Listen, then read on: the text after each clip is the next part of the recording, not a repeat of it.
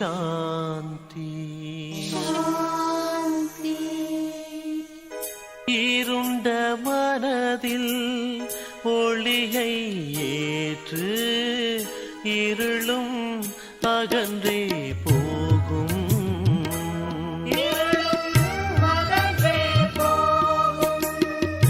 நீயோராத்மா சரீரம் அல்ல, பரமாத்மாவின் செல்வம். திவ்ய குணங்களை தாரணை செய்து யோகியாவாய் கண்ணே. ஓம் சாந்தி. முரளி தேதி 24/3/2026, பாப்தாதா, மதுபன். இந்த முரளியில் பாபா தேக அபிமானத்தை விடுத்து ஆத்ம அபிமானியாக இருக்கணும்ன்றத வலியுறுத்தி சொல்லியிருக்காரு. பிறகு எந்த ஒரு நியமத்தை மீறி எந்த ஒரு காரியம், அதாவது டிஸ்சர்வீஸ்ன்றது செய்யக்கூடாது, இனிமையோடு நாம் இருக்க வேண்டும் என்ற விஷயங்களை குழந்தைகளாகிய நமக்கு புரிய வச்சிருக்கிறாரு. ஒரு தந்தையின் வழிப்படி அனைவருமே நடக்க வேண்டும். ஒருவேளை நம்ம பாபா சொல்வதை மீறி நடந்தோம், தேக அபிமானத்தில் நடந்தோம் என்றால் பன்மடங்கு தண்டனை அனுபவிக்க வேண்டியதாகிறது. அதாவது மேலிருந்து கீழே விழுந்தார் போன்று அடிபட்டு விடுகின்றது. அதனால தேக அபிமானத்தை விடுத்து ஆத்ம அபிமானியாகி இருப்போம் என்ற அறிவுரையை பாபா நமக்கு அளிக்கின்றார். இனிமையான குழந்தைகளே, நீங்கள் இல்லற விஷயங்களில் இருந்து கொண்டே தாமரை மலர் போல் தூய்மையாக வேண்டும். ஒரு தந்தையின் வழிப்படி நடக்க வேண்டும். எந்த விதியையும் மீறிய சேவையும், அதாவது டிஸ்சர்வீஸ் செய்யக்கூடாது. இனிமையான குழந்தைகளே, நீங்கள் இல்லற விஷயங்களில் இருந்து கொண்டே தாமரை மலர் போல் தூய்மையாக வேண்டும். ஒரு தந்தையின் வழிப்படி நடக்க வேண்டும். எந்த விதியையும் மீறிய சேவையும் செய்யக்கூடாது. கேள்வி: எந்த குழந்தைகளை மாயை மிகவும் முஷ்டியால் குத்து விடுகிறது? உயர்ந்த லட்சியம் எது?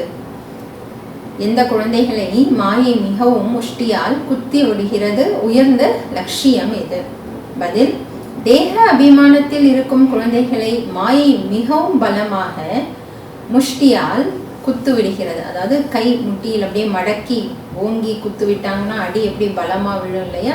அதை பாபா சொல்றார். பிறகு பெயர் ரூபத்தில் சிக்கிக் கொள்கின்றனர். தேக அபிமானத்தில் வந்து அடி விழுந்தால் அதனால் பதவி கீழானது ஆகிவிடும். தேக அபிமானத்தை விளக்குவது மிகவும் உயர்ந்த லட்சியம் ஆகும். பாபா சொல்கிறார், குழந்தைகளே, ஆத்ம அபிமானி ஆகுங்கள். எப்படி தந்தை கீழ்ப்படிந்த சேவகனாகி இருக்கிறாரோ, எவ்வளவு அகங்காரம் அற்றவராக இருக்கிறாரோ, அதுபோல் அகங்காரம் அற்றவராக ஆகுங்கள். எந்த ஒரு அகங்காரமும் இருக்கக்கூடாது. பாடல்: எவர் எங்களை விட்டு பிரிவது இல்லை, அவர் எங்களை விட்டு பிரிவது இல்லை. ஓம் சாந்தி. குழந்தைகள், பாடலை கேட்டீர்கள். மூல வத்தனத்தில் இருக்கும் பொழுது நாம் பாபாவின் உடையவர்களாக இருந்தோம், பாபா நம்மவராக இருந்தார் என குழந்தைகள் சொல்கின்றனர். குழந்தைகளாகிய உங்களுக்கு நல்ல விதமாக சரியான ஞானம் கிடைத்துள்ளது. நாம் சக்கரத்தை சுற்றி வந்தோம் என்பதை நீங்கள் அறிவீர்கள். இப்போது மீண்டும் நாம் அவருடையவராக ஆகியுள்ளோம். அவர் ராஜயோகத்தை கற்றுக் கொடுத்து சொர்க்கத்தின் எஜமானாக ஆக்குவதற்காக வந்துள்ளார். கல்பத்திற்கு முன்பு போல் மீண்டும் வந்துள்ளார். இப்போது தந்தை ஓ குழந்தைகளே என சொல்கிறார். அதற்காக குழந்தைகளாகி இங்கே மதுபனிலேயே உட்கார்ந்து விடக்கூடாது. நீங்கள் உங்கள் இல்லற விஷயங்களில் இருந்தபடியே தாமரை மலர் போல் தூய்மையாக இருங்கள். தாமரை மலர் நீரில் இருந்தாலும் நீருக்கு மேலே இருக்கிறது, அதன் மீது நீர் ஒட்டுவதில்லை. நீங்கள் வீட்டில் தான் இருக்க வேண்டும். தூய்மையாக ஆவது மட்டுமே நீங்கள் செய்ய வேண்டியது ஆகும். இது உங்களின் பல பிறவிகளுக்கும் கடைசி பிறவி ஆகும். மனிதர்களாய் இருக்கும் அனைவரும் தூய்மையாக்க நான் வந்துள்ளேன்.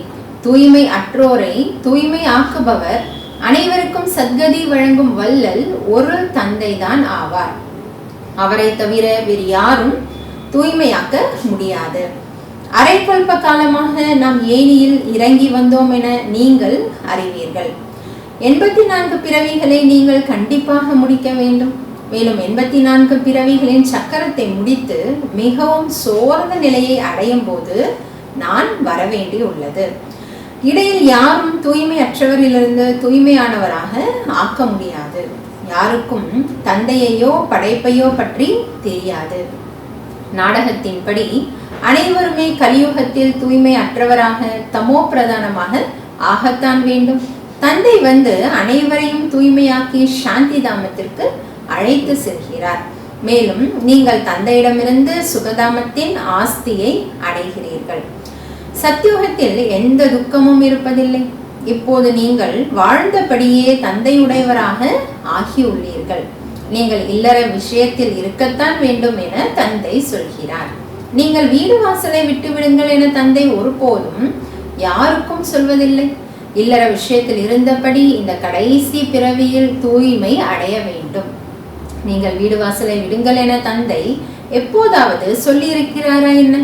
இல்லை. நீங்கள் ஈஸ்வரிய சேவைக்காக நீங்களாகவே விட்டீர்கள். வீடு இல்லறத்தில் இருந்து கொண்டே கூட ஈஸ்வரிய சேவை செய்யும் பல குழந்தைகள் இருக்கின்றனர். இல்லறத்தை விட வைப்பது இல்லை. பாபா யாரையும் விட வைப்பது இல்லை. நீங்கள் தாமாகவே சேவைக்காக வெளியேறினீர்கள். பாபா யாரையும் கூட விட வைக்கவில்லை. அதாவது பாபா யாரையும் வீட்டை விட்டுட்டு வாங்கன்னு சொல்லல. ஈஸ்வரனுடைய சேவைன்னு புரிந்து கொண்டு ஆதி காலத்துல நிறைய பேர் பாபா சேவைக்கு தன்னை முழுமையாக அர்ப்பணம் செய்தனர். இல்லறத்தில் இருந்த மாதர்களும் கூட. உங்களுடைய லௌகீக தந்தை திருமணம் செய்து கொள்ள சொன்னார். நீங்கள் மறுத்தீர்கள் என்றால் இப்போது மரணலோகத்தின் முடிவு காலம் என நீங்கள் அறிவீர்கள். திருமணம் செய்வது வீணேயாகும். பிறகு எப்படி தூய்மை அடைவீர்கள்? நாம் ஏன் பாரதத்தை சொர்க்கமாக ஆக்கும் சேவையில் ஈடுபடக்கூடாது? ராமராஜ்யம் வேண்டும். பாரதத்தை சொர்க்கமாக்கும் சேவையில் ஏன் ஈடுபடக்கூடாது? ராமராஜ்யம் வேண்டும் என்ற எண்ணம் ஏற்படும் பொழுது பாபா சொல்றார், தானாகவே குழந்தைகள் சேவைக்கு தன்னை ஈடுபடுத்திக்கிறாங்க என குழந்தைகள் விரும்புகின்றனர். ஓ பதீத்த பாவன சீதாராம் என கூப்பிடுகின்றனர். ஓ ராமா, வந்து பாரதத்தை சொர்க்கமாக ஆக்குங்கள் சொல்லவும் செய்கின்றனர். ஆனால் எதுவும் புரிந்து கொள்வது இல்லை. இந்த சமயத்தில் கிடைக்கும் சுகம் காகத்தின் எச்சத்திற்கு சமமானது என சந்நியாசிகள் சொல்கின்றனர்.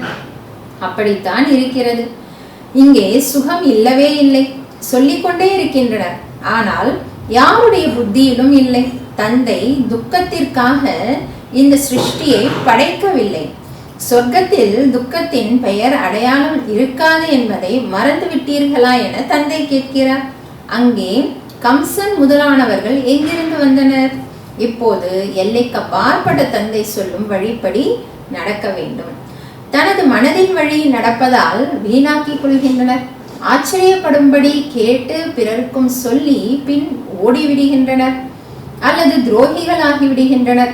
எவ்வளவு பேர் சென்று ஸ்ரீமத்திற்கு எதிராக சேவை செய்கின்றனர். அவர்களது நிலை பிறகு என்னவாகும்? வாழ்க்கையை வைரத்திற்கு சமமாக ஆக்குவதற்கு பதிலாக சோழிக்கு சமமாக ஆக்கி கொண்டு விடுகின்றனர். சேவை செய்தால் கூட ஸ்ரீமத்திற்கு எதிராக செய்தால் அது வைரம் போல் ஆகிறது இல்லை, சோழி போல் தான் ஆகிறதுன்னு பாபா சொல்றார். கடைசியில் உங்களுக்கே உங்கள் நிலை பற்றி காட்சி தெரியும். இப்படிப்பட்ட நடத்தையினால் இந்த பதவியை அடைந்தீர்கள். இங்கே நீங்கள் எந்த பாவமும் செய்யக்கூடாது.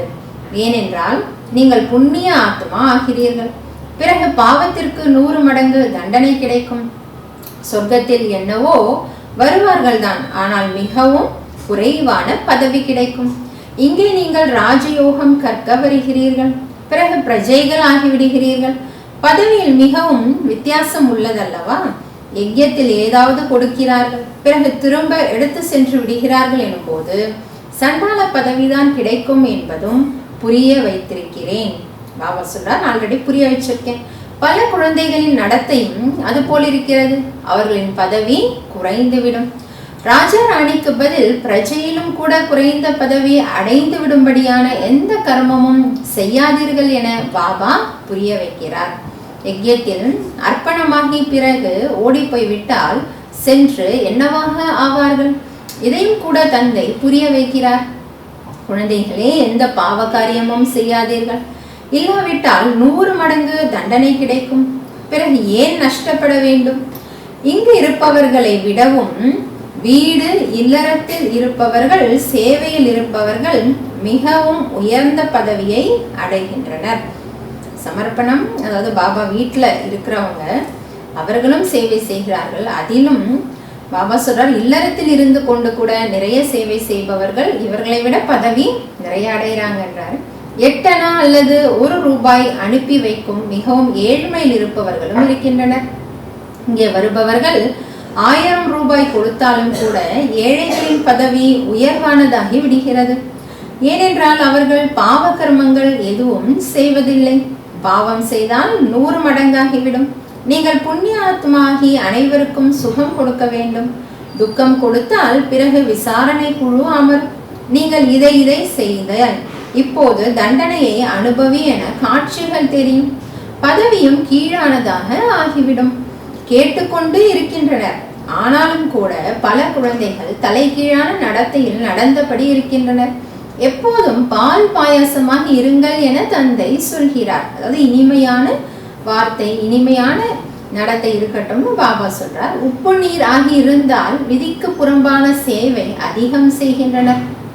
யாருடைய பெயர் உருவத்திலாவது மாட்டிக்கொண்டால் மிகவும் பாவம் ஏற்பட்டுவிடும். மாயை ஒரு எலியை போன்றது.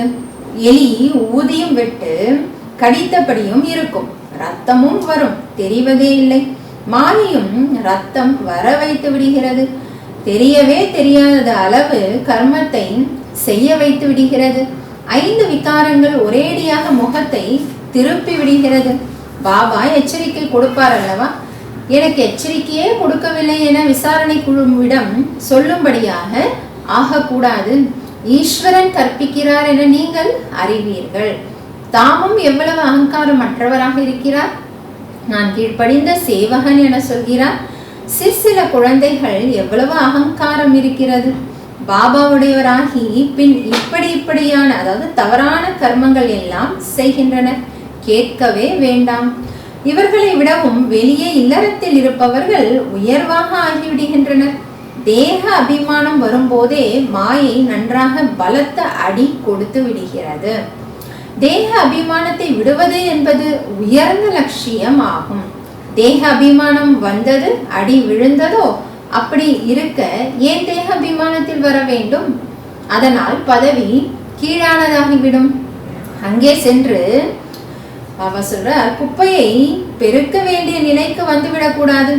இப்போது பாபாவிடம் யாராவது கேட்டால் பாபா சொல்வார், நான் எவ்வளவு சேவை செய்கிறேன் என தானும் புரிந்து கொள்ள முடியும். நாம் எவ்வளவு பேருக்கு சுகம் கொடுத்தோம். பாபாவும் அம்மாவும் அனைவருக்கும் சுகம் கொடுக்கின்றனர். எவ்வளவு குஷி அடைகின்றனர். பாபா பம்பாயில் எவ்வளவு ஞானத்தின் நடனமாடினார். திறமைசாலிகள் அநேகர் இருந்தனர் அல்லவா? நிறைய திறமைசாலிகள் முன்னால் ஞானத்தின் நடனம் ஆடுகிறேன் என்றால் நல்ல நல்ல கருத்துக்கள் வெளிப்படுகின்றன. திறமை மிக்கவர்கள் ஈர்க்கப்படுகின்றனர். நீங்களும் அப்படி ஆக வேண்டும். அப்போதுதான் பிறர் பின்பற்றுவார்கள். ஸ்ரீமத் படி நடக்க வேண்டும். தன் வழிப்படி நடந்து பெயரை கெடுத்து விடும் போது நிறைய நஷ்டம் ஏற்படுகிறது. இப்போது தந்தை உங்களை உதவியாளராக ஆக்குகிறார். பாரதம் சொர்க்கமாக இருந்தது அல்லவா? இப்போது அப்படி யாரும் புரிந்து கொள்வது இல்லை. பாரதத்தை போன்ற தூய்மையான தேசம் வேறு எதுவும் இல்லை சொல்கின்றனர். ஆனால் பாரதவாசிகளாகிய நாம் சொர்க்கவாசிகளாக இருந்தோம். அங்கே அளவற்ற சுகம் இருந்தது என புரிந்து கொள்வதில்லை. அவர் வந்து அழுக்கு துணியை வெளுப்பார் என குருநானக் பகவானின் மகிமையை பாடியுள்ளார். அவருடைய மகிமைதான் ஒரு ஓம்காரமாக இருப்பவர் என்பது. ஏக் ஓம்கார். சிவலிங்கத்திற்கு பதிலாக அகால் தக்த், அழிவற்ற சிம்மாசனம் என்ற பெயரை வைத்துவிட்டனர். இப்போது தந்தை முழு சிருஷ்டியின் ரகசியத்தை புரிய வைக்கிறார். குழந்தைகளே, ஒரு பாவமும் செய்யக்கூடாது. இல்லை என்றால் 100 மடங்கு தண்டனை ஆகிவிடும். என்னை நிந்தனை செய்ய வைத்தால் பதவி கீழானதாகிவிடும். மிகவும் கவனம் வைக்க வேண்டும். தனது வாழ்க்கையை வைரத்திற்கு சமமாக ஆக்குங்கள். இல்லாவிட்டால் மிகவும் வருந்துவீர்கள். தலைகீழாக செய்த கர்மங்கள் உள்ளுக்குள் அரித்து கொண்டு இருக்கும். நாம் கீழான பதவியை அடைந்து விடும்படி ஒவ்வொரு கல்பமும் செய்வோமா என்ன? தாய் தந்தையரை பின்பற்றி விரும்பினால் நேர்மையாக சேவை செய்யுங்கள். அம்மா பாபாவை ஃபாலோ பண்றோம்னா பாபா சொல்ற நேர்மையாக சேவை செய்யுங்கள். மாயை எங்கிருந்தாவது நுழைந்து வந்துவிடும். சென்டரின் பொறுப்பாளர்கள் முற்றிலும் அகங்காரம் அற்றவராக இருக்க வேண்டும். தந்தையை பாருங்கள், எவ்வளவு அகங்காரம் அற்றவராக இருக்கிறார். பல குழந்தைகள் பிறரிடம் சேவை வாங்குகின்றனர். தந்தை எவ்வளவு அகங்காரமற்றவர். ஒருபோதும் யார் மீதும் கோபம் கொள்வது இல்லை. குழந்தைகள் கட்டளைக்கு கீழ்ப்படியாவிட்டால் தந்தை அவர்களுக்கு புரிய வைக்க முடியும். நீங்கள் என்ன செய்கிறீர்கள் என்பதை எல்லைக்கு அப்பாற்பட்ட தந்தை தான் அறிவார். அனைத்து குழந்தைகளும் ஒரே மாதிரி நல்ல குழந்தைகளாக இருப்பதில்லை. கெட்ட குழந்தைகளும், அதாவது தந்தை சொற்படி நடக்காதவர்களும் இருக்கின்றனர். பாபா புரிய வைக்கிறார், அளவற்ற குழந்தைகள் உள்ளனர். அதிகரித்தபடி இருந்து ஆயிரக்கணக்கில் ஆகிவிடுவார்கள். திரிகால்தர்ஷி பாபா அப்பொழுதே எதிர்காலத்தில் என்ன நடக்கும்ன்றது சொல்லியிருக்கார். இன்னைக்கு லட்சக்கணக்கில் பாபா குழந்தைகள் இருக்கின்றனர். ஆக தந்தை குழந்தைகளுக்கு எந்த தவறும் செய்யாதீர்கள் என எச்சரிக்கையும் கொடுக்கிறார். இங்கே தூய்மையற்றவரிலிருந்து தூய்மையானவராக ஆக வந்துள்ளீர்கள் என்றால் எந்த தூய்மையற்ற காரியமும் செய்யாதீர்கள். பெயர் ரூபத்திலும் வரக்கூடாது, தேக அபிமானத்திலும் வரக்கூடாது. ஆத்ம அபிமானியாகி தந்தையை நினைவு செய்யுங்கள். ஸ்ரீமத் படி நடந்தபடி இருங்கள். மாயை மிகவும் மிகவும் பலம் வாய்ந்தது. பாபா அனைத்தையும் புரிய வைக்கிறார். நல்லது. இனிமையிலும் இனிமையானா காணாமல் கண்டெடுக்கப்பட்ட செல்ல குழந்தைகளுக்கு தாயும் தந்தையுமானா பாப்தாதாவின் அன்பு நினைவுகளும் காலை வணக்கமும் ஆன்மீக குழந்தைகளுக்கு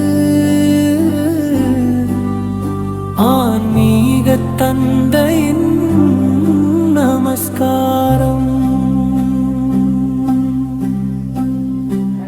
தாரணைக்கான முக்கிய சாரம். முதல் பாயிண்ட், தந்தை போல் அகங்காரம் அற்றவராக வேண்டும். யாரிடமும் தன் சேவையை வாங்கக்கூடாது. யாருக்கும் துக்கம் கொடுக்க கூடாது. தண்டனை அடையும்படியான எந்த காரியமும் செய்துவிடக் கூடாது. தங்களுக்குள் பால் பாயாசமாகி இருக்க வேண்டும்.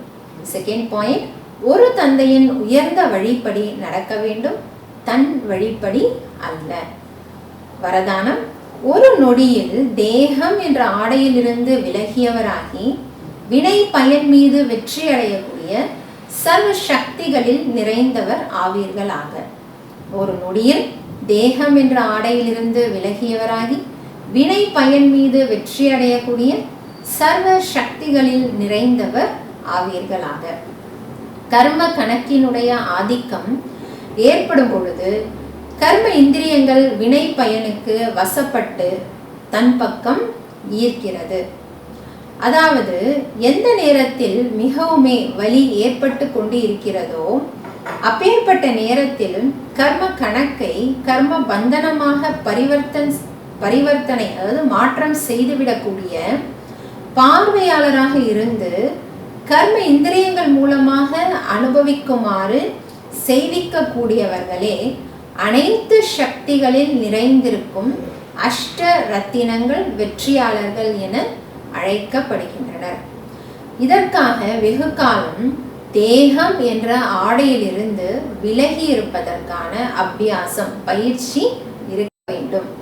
இந்த ஆடை உலகத்தினுடையது அல்லது மாயையின் கவர்ச்சியில் இறுக்கமாக அல்லது இழுக்கப்பட்டதாக இருக்கக்கூடாது.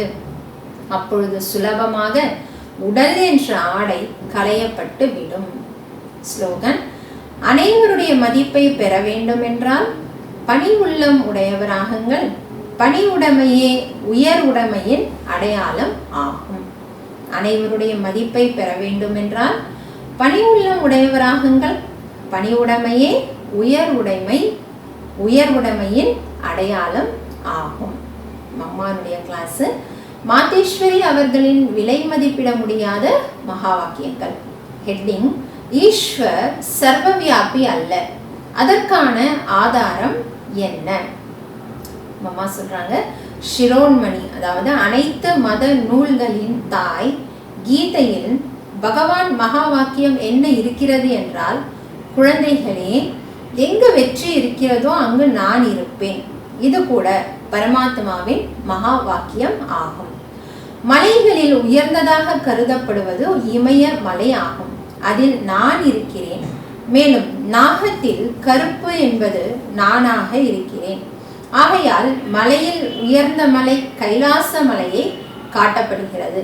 மேலும் நாகத்தில் கருநாகம். எனவே இதிலிருந்து ஒருவேளை பரமாத்மா அனைத்து நாகங்களில் கருநாகமாக மட்டும் இருக்கிறேன் என்றால் அனைத்து பாவங்களில் அந்த அளவு விஷம் இல்லை. ஒருவேளை பரமாத்மா உயர்ந்ததிலும் உயர்ந்த மலையாக இருக்கிறார் என்றால் அதுபோல சிறிய மலைகளில் கிடையாது. மேலும் எங்கு வெற்றி இருக்கிறதோ அங்கு நான் இருக்கிறேன் என்று சொல்லப்படுகிறது. அதாவது தோல்வியில் இல்லை. இப்பொழுது இந்த விஷயங்களிலிருந்து பரமாத்மா சர்வவியாபி அல்ல என்ற நிரூபணம் ஆகிறது.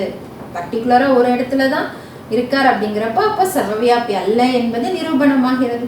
ஒரு பக்கம் இவ்வாறும் சொல்கிறார்கள், மற்றொரு பக்கம் பரமாத்மா பல ரூபங்களில் வருகிறார் என்றும் சொல்கிறார்கள். அதாவது பரமாத்மாவை 24 அவதாரங்களில் காட்டப்படுகிறது. மீன் மற்றும் ஆமை போன்ற பல ரூபங்களில் காட்டப்படுகிறது. இப்பொழுது இவை அனைத்தும் பொய்யான ஞானமாக இருக்கிறது. அப்படியே பரமாத்மாவை அனைத்து இடங்களிலும் இருக்கிறார் என்று நினைத்துக் கொள்கிறார்கள். இந்த சமயம் கலியுகத்தில் அனைத்திலும் மாயாதான் இருக்கிறது. பரமாத்மா எப்படி இருக்க முடியும்? கீதையில் நான் மாயாவில் இல்லை என்று சொல்லப்பட்டிருக்கிறது. இதிலிருந்து பரமாத்மா அனைத்து இடத்திலும் இல்லை என்பது நிரூபணம் ஆகிறது. இரண்டாவது பாயிண்ட், நிராகாரி உலகம். ஆத்மா மற்றும் பரமாத்மா வசிக்கும் இடம். நிராகாரி உலகம் என்று சொல்கிறோம் என்றால் அதற்கு ஆகாரி, உருவம் என்ற பொருள் அல்ல என்பதை நாம் தெரிந்திருக்கிறோம். நிராகாரி உலகம் என்று சொல்கிறோம் என்றால் அவசியம் ஒரு உலகம் இருக்கிறது என்றுதான் பொருள். ஆனால் அதற்கு ஸ்தூலமான 5 தத்துவங்களாலான உலகத்தை போன்று இல்லை. அதே போல பரமாத்மா நிராகார், ஆனால் அவருக்கு சூக்ஷ்மமான ரூபம் இருக்கிறது. எனவே ஆத்மாக்களாகிய நமக்கும் பரமாத்மா வசிக்கும் இடம் நிராகாரி உலகம். நாம் உலகம் என்ற வார்த்தையை சொல்லும் பொழுது உலகம் இருப்பது என்பது நிரூபணம் ஆகிறது. இப்பொழுது உலகத்தை சேர்ந்தவர்கள் புரிந்திருக்கிறார்கள், பரமாத்மா அகண்ட ஜோதியாக ஜோதி ரூபமாக இருக்கிறார். அவர்கள் பரமாத்மா வசிக்கும் இடமாக இருக்கிறது. இதற்கு ஓய்வான வீடு என்று சொல்லப்படுகிறது. எனவே நாம் பரமாத்மா வசிக்கும் இடத்தை பரமாத்மா என்று சொல்ல முடியாது. இப்பொழுது மற்றொரு உலகம் ஆகாரி உலகம். அங்கு பிரம்மா விஷ்ணு சங்கர் தேவதைகள் ஆகாரி ரூபத்தில் இருக்கிறார்கள். மேலும் இது சாக்கார உலகம். இதற்கு 2 பாகங்கள் இருக்கிறது. ஒன்று நிர்விகாரி சொர்க்கத்தின் உலகம். அங்கு அரை கல்பம் முழுமையான சுகம், சாந்தி, தூய்மை இருக்கிறது. மற்றொன்று விகாரி கலியுக துக்கம் மற்றும் அசாந்தியான உலகம். இப்பொழுது அந்த 2 உலகங்கள் ஏன் சொல்லப்படுகின்றன? ஏனெனில் மனிதர்கள் நரகம் மற்றும் சொர்க்கம் என்று 2ஐயும் பரமாத்மா தான் உருவாக்கினார் என்று சொல்கிறார்கள். இதை பற்றி பரமாத்மா மகா வாக்கியம், குழந்தைகளே, நான் எந்தவித துக்கமான உலகத்தையும் உருவாக்கவில்லை. நான் சுகம் நிறைந்த உலகத்தை மட்டும்தான் உருவாக்குகிறேன். இந்த துக்கம் மற்றும் அசாந்தி நிறைந்த உலகம் மனித ஆத்மாக்கள் தன்னை தான் மறந்த காரணத்தினால் மற்றும் பரமாத்மாவாகி என்னை மறந்த காரணத்தினால் இந்த கணக்கு வழக்கை அனுபவம் செய்கிறார்கள். மற்றபடி எந்த சமயம் சுகம் மற்றும் புண்ணியத்தின் உலகம் இருந்ததோ அந்த உலகத்தில் வேறு உலகம் இல்லை என்பது கிடையாது. ஆமாம், அங்கு தேவதைகள் வசித்தார்கள், அங்கு இல்லறம் நடந்தது. ஆனால் அங்கு விகாரமான சொர்க்கம் என்பது இல்லை. இந்த காரணத்தினால் கர்ம பந்தனமும் இல்லை. அந்த உலகத்தை கர்ம பந்தனம் இல்லாத காரணத்தினால் சொர்க்கம் என்று சொல்லப்பட்டது. அதனால் ஒன்று நிராகாரி உலகம், மற்றொன்று ஆகாரி உலகம். மூன்றாவது இந்த சாக்கார உலகம். நல்லது. அவ்யக்த சமிக்கை. நிச்சயத்தின் அஸ்திவாரத்தை பலப்படுத்தி எப்பொழுதும் பயமற்றவராகவும் கவலையற்றவராகவும் இருங்கள். சாக்காரத்தில் யாராவது ஒருவர் நிமித்தமான, அதாவது கருவி, சிரேஷ்ட ஆத்மா கூட இருக்கிறார் என்றால் அவரிடம் எந்த ஒரு விஷயத்தையும் சரிபார்க்க செய்து பிறகு செய்தீர்கள் என்றால் நிச்சய புத்தி உடையவராக செய்வீர்கள். பயமற்ற நிலை மற்றும் நிச்சயம், இந்த இரண்டு குணங்களையும் முன்னால் வைத்து செய்வீர்கள். எனவே எங்கு எப்பொழுதும் நிச்சயம் மற்றும் நிர்பய தன்மை உள்ளதோ அங்கு எப்பொழுதும் சிரேஷ்ட சங்கல்பத்தின் வெற்றி இருக்கிறது. எந்த ஒரு சங்கல்பம் செய்தாலும் நிராகாரமானவர் மற்றும் சாக்காரமானவர் இருவருமே கூடவே அல்லது முன்னால் இருக்கிறார்கள் என்றால் சரிபார்க்க செய்வித்த பின் நிச்சயம் நிர்பய தன்மையுடன் செய்யுங்கள். இதனால் நேரம் கூட வீணாகி போகாது. ஓம் சக்தி.